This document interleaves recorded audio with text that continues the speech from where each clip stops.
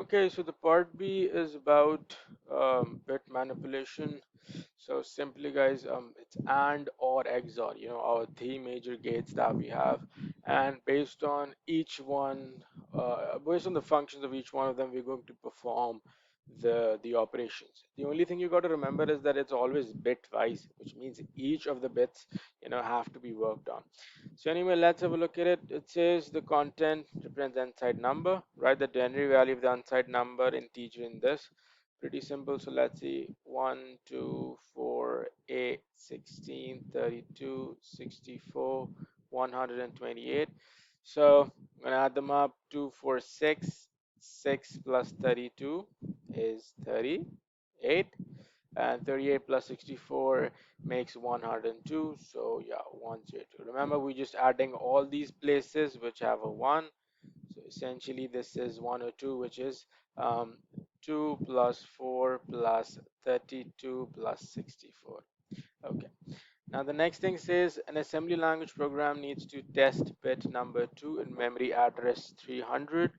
In memory address is 1, so we've got to figure out that whether this one, which is actually your um this thing, which is it bit number 2, is it a 1 or not?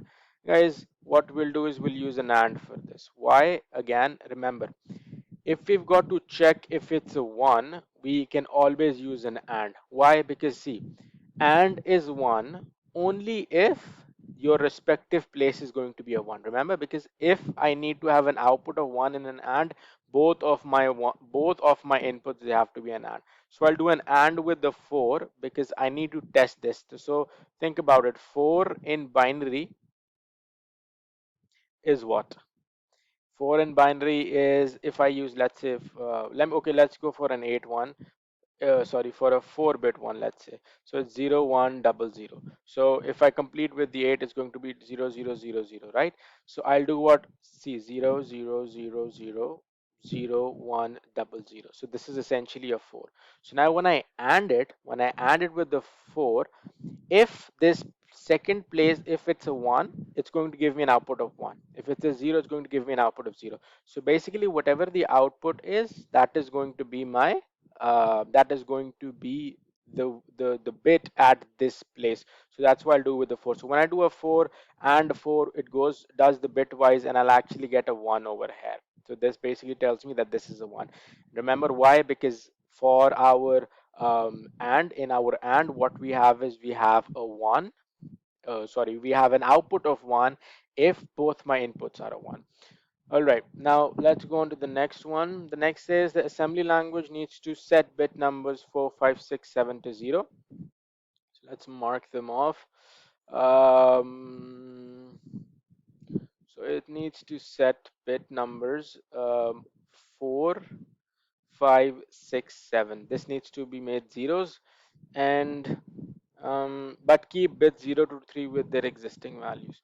Okay, so keep bit 0 to 3 with their existing values. So I don't want to change these values. I don't want to change the values which are there. Okay, and I need to make 4, 5, 6, 7. I need to make these zeros. Now guys, again, we can very easily do it with an AND. Always remember, if you've to very quickly, I'm going to write, if you've got to convert something into zeros, use an AND. If you've got to convert something into ones, use an OR. If you've got to want to flip whatever the input is, whatever the bits are there, then you use an XOR. I mean, when I say flip, which means make 0 1, make 0 to 1, and make 1 a 0, right? So in this case, we'll use an AND. And when I use an AND, because see, I actually want to bit numbers 4, 5, 6, and 7 to 0. I want to keep 4, 5, 6, 7 to 0. So I'll simply know that I'll do 0, 0, 0, 0, and I'll AND it. Okay, why? Because no matter what the value is over here, since this is a 0, it's going to give me a 0. Because remember, for the output to be true, to be 1, we've got to have both ones. Now, and since we want to keep the remaining ones as it is, so I'll do it with a 1. Because remember, what's going to happen, as I said, we did in the previous thing as well, that if you've got to keep it the same, you and it with the one. Why? Because see, 1 0 is going to give me a 0, 1 1 is going to give me a 1, 1 1 is again going to be a 1, 0 1 will give me a 0. So basically, although I ANDed them with the 1, the output is basically the same as whatever the input was.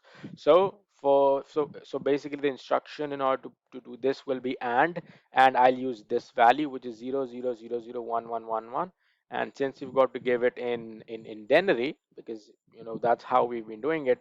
Have a look at this. See, my question, sorry, my operand number n has to be in denary. We actually do it that way.